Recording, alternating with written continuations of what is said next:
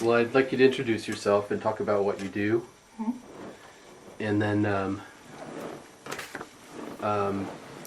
first see what your opinions are just on marriage in general, if you have any personal experience with that. And then what are your ideas about gay marriage specifically? We're going to be here a long time. Just warning you. My name is Kay Crow. I am a licensed professional counselor, and I'm an ASECT certified sex therapist. I've been in practice for 22 years. In terms of my personal experience with marriage, I made a conscious decision when I was about 9 or 10 years old that I never wanted to be married. There wasn't any event that made you feel like you didn't want to get married? It was just watching your own parents? Oh, yeah. And knowing, without going into too much detail about it, just knowing that they were both very unhappy, and yet they stayed out of a sense of obligation.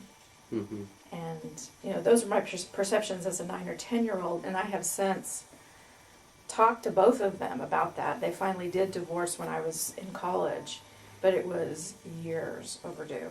Mm-hmm. And my mom telling me, well, I stayed with your dad because of the kids, and I didn't think I could do it on my own. Mm-hmm. She certainly could have, because she was. Marriage to me has even though so many people in our culture kind of aspire to it, like, oh, I just can't wait for that day, and I've never been able to relate to that. Never picking out the dress, and it's like, oh, come on, there's just so much more to life to me than that. Has your avoidance of marriage ever gotten in the way of a relationship? Yes. When I first went to college, I met a young man who, from high school on, knew that he wanted to be a pilot in the Air Force. He was basically he wanted to be married by the time he left college and then start his career. And, he was very open about that, what he wanted. And he was kind of hinting around, that I could be part of that. And I just couldn't picture myself in the whole Air Force thing. I mean, my God. It's just so regimented. It had a lot more to do with that than marriage. Mm-hmm. But marriage was certainly part of it. And, there have been guys who, you wouldn't even consider marriage. And I'm like, nope. And so we just didn't date. Gay marriage. Well, ever since this topic, what was the big push? Was it 2002? No Nonsense in November. I think that was 2002. Here? Yeah. Or no, it was the big federal amendment. Remember?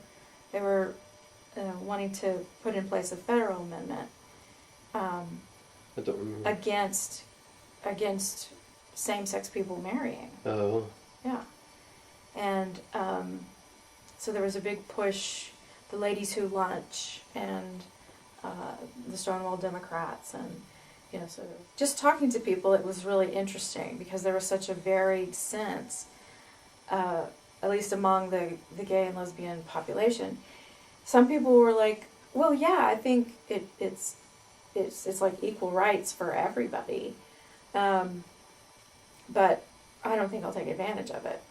I just want to know I have that option if it's there.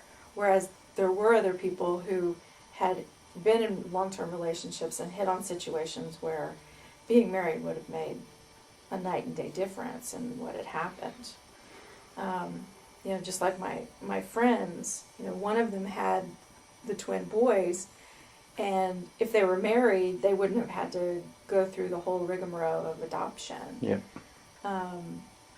And I agree with it. I think it should be available to everybody. I don't think it has anything to do with, we're way beyond the arguments about homosexuality being pathological. Right.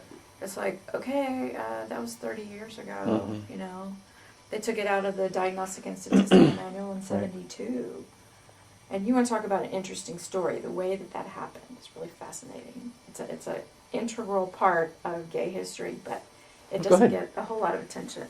I don't remember the story, but I mean it was extremely timely at the same in the same breath.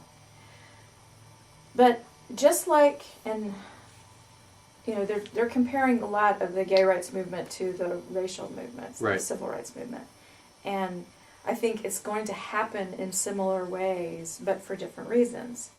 Equal rights one at a time, like the non-discrimination laws written into federal amendments, and then the right to marry, and then the national hate crimes.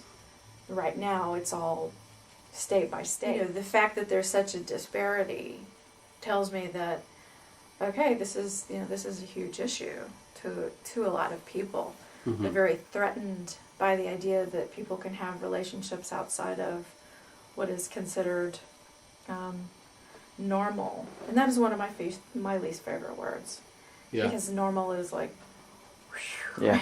that takes me back to one of the DVDs that I show in my class when we're talking about both sexual orientation and gender, is that biology loves diversity. Variation is the norm. Hmm. But biology loves diversity, but society hates it.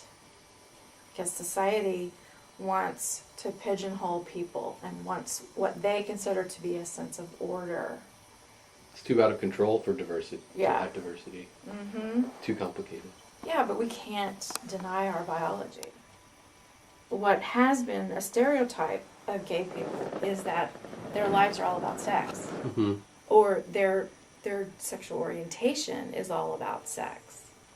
Mm-hmm. When as we understand sexual orientation, it's not all about sex. Mm-hmm.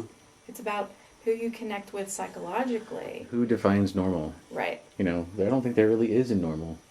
No. I mean, how many times have we heard someone who's in the sunset years of their lives say, I don't know what the world is coming to. It's all going to hell in a handbasket. Everything's crazy. But it's because of what they think is normative and normal.